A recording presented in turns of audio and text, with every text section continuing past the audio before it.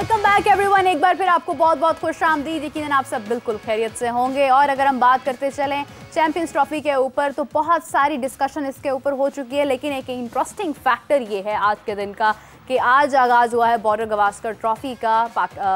कहीं पर एक बहुत ही गर्मा गर्म डिस्कशन चैंपियंस ट्रॉफी की जारी है और दूसरी जानिब जो है वो इंडिया और ऑस्ट्रेलिया के दरमियान गर्मा गर्म मैच जारी है। तो इसके ऊपर डिस्कशन करते हैं। मेरे साथ मौजूद है आप सबकी जान क्रिकेट के शान हाफिज इमरान। अस्सलाम वालेकुम हाफिज साहब, कैसे हैं? जी बहुत शुक्रिया हाफिज साहब। वैसे ये जो मैं आपको जिस तरह से बुलाती हूँ ना आप सबकी जान क्रिकेट, ये मशहूर हो गया अब तो जो भी आपको याद करता है ऐसे ही करते हैं, मोबाइल में नाम भी ऐसे सेव करते हैं आप। आपका भी बहुत शुक्रिया और जो लोग करते हैं उनका भी बहुत शुक्रिया।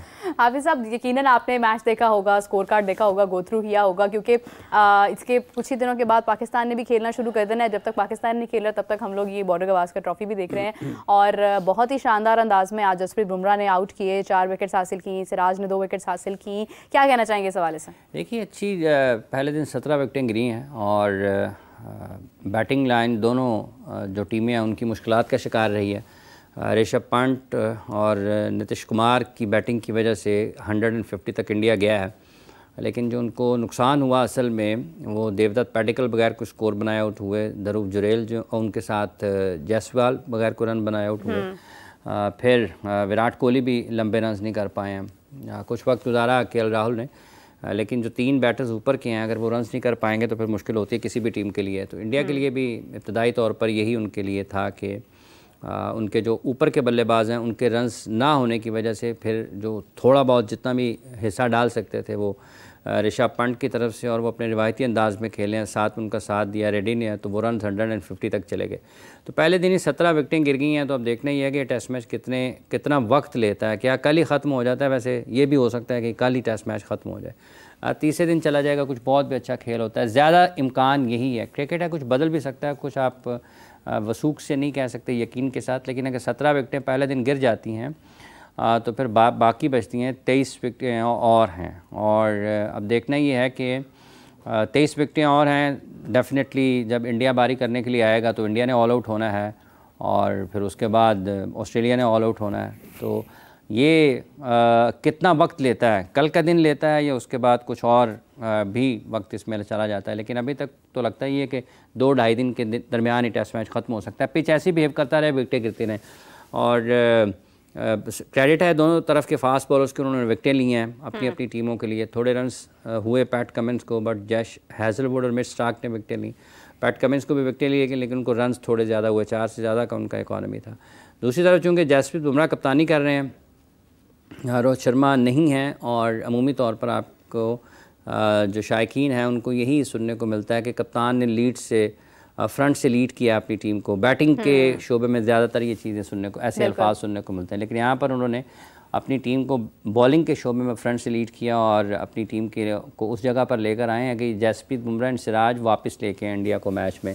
अब कितने रन्स ऐड करती है ऑस्ट्रेलिया और कितने रन्स तक रोकती है उनको, कितनी लीड लेती है या नहीं लेती है, कोई पार्टनरशिप लग जाती है या नहीं लग जाती है, अब कल जब खेल शुरू होगा तो देखा जाएगा। लेकिन इब्तदाई तौर पर इंडिया मैच में वापस ज़रूर आया है 150 पर आउट होने के बावजूद।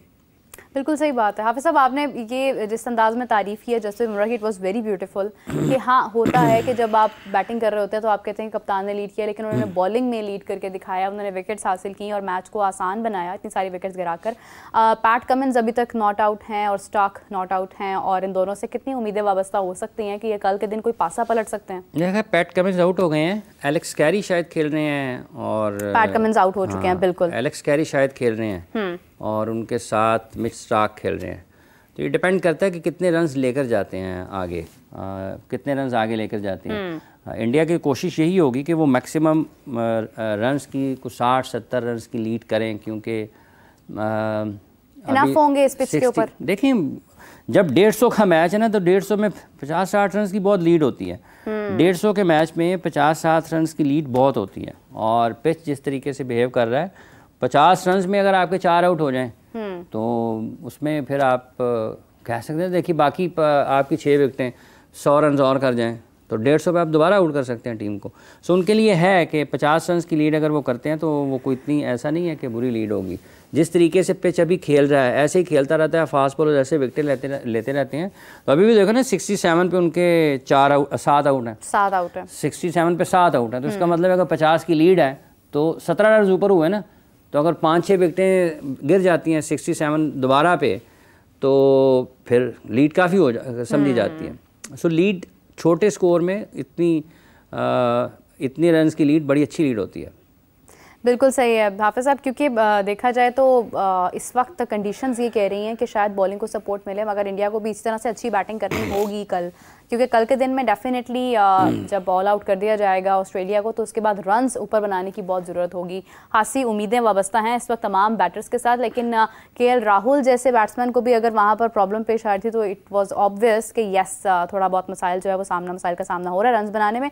कल के दिन में इंडिया की जानिब से हाफिज़ साहब कौन सा प्लेयर जो है वो, कौन सी एक प्लेयर ऐसी पार्टनरशिप जो है वो ज़रूरी होगी टर्न लेने के लिए? ऋषभ पंत भी नज़रों में हैं, केएल राहुल भी हैं, कौन से प्लेयर्स हैं जिनके ऊपर ज़्यादा नज़रें होंगी कि इनकी पार्टनरशिप लगनी ज़रूरी है? सबके ऊपर होंगी ना, जिन्होंने रन बैटिंग करने जाना है सबके ऊपर नज़रें होंगी, क्योंकि अब ये जब आप 150 पर आउट हुए हैं और दूसरी टीम को भी आउट कर लेंगे, फिर बैटिंग को रिस्पॉन्ड करना है। अगर बैटिंग रन्स नहीं करेगी ज़्यादा तो फिर मुश्किलात होंगी बॉलर्स के लिए। तो इतने रन्स तो ऑन बोर्ड करें ना कि आपको कम से कम एक आध पार्टनरशिप लगती है, तो फास्ट बॉलर्स के पास या बॉलिंग लाइन जो है आपका उतना मार्जिन उनके पास मौजूद हो कि वो एक आध पार्टनरशिप को बर्दाश्त कर सकते हो। सो अब देखना ही है कि कितने रन्स ऐड करती है ऑस्ट्रेलिया अपनी बारी में और इंडियन बैटिंग रिस्पॉन्ड कैसे करती है। विराट कोहली भी खासे गुस्से में नजर आ रहे थे आउट होने के बाद। डेफिनेटली किसी भी बैट्समैन को अच्छा नहीं लगता जब वो कम रन्स बनाकर आउट हो जाते हैं। गुस्सा वैसे उन्हें आता, अब तो शादी के बाद तो वैसे कम हो गया गुस्सा उनका, लेकिन आज के दिन में मैं नज़र आ रहा था काफ़ी अर्सा हो गया वैसे शादी हुई को। हाँ, उसके बाद से गुस्सा में वैसे कमी देखी है, लेकिन खैर आज काफ़ी एग्रेसिव नज़र आ रहे थे। हाफिज़ साहब, बॉर्डर गवास्कर ट्रॉफी अपनी जगह जारी है, लेकिन दूसरी जानिब जो एक बहुत इंपॉर्टेंट टॉपिक है चैंपियंस ट्रॉफी, वो भी अपनी जगह पर जारी है और आज डेडलाइन ख़त्म हो चुकी है ब्रॉडकास्टर्स की भी। कितना नुकसान ब्रॉडकास्टर्स को हो रहा है इस हवाले से? देखिए, ये डिपेंड करता है कि किस तरीके से आगे बढ़ती है ब्रॉडकास्टर्स। तो इस हवाले से अभी तक आप देखें ना कि जो उसकी डेडलाइन थी वो ख़त्म हो गई है, लेकिन जो डेडलॉक है पाकिस्तान और भारत में वो अब तक बरकरार है। कि आज एक माजिद भट्टी साहब ने स्टोरी भी की है इस हवाले से कि पाकिस्तान क्रिकेट बोर्ड अभी तक अपने उस मौक़िफ़ पर कायम है कि वो नहीं खेलेंगे अगर इंडिया पाकिस्तान नहीं खेलेगा आके।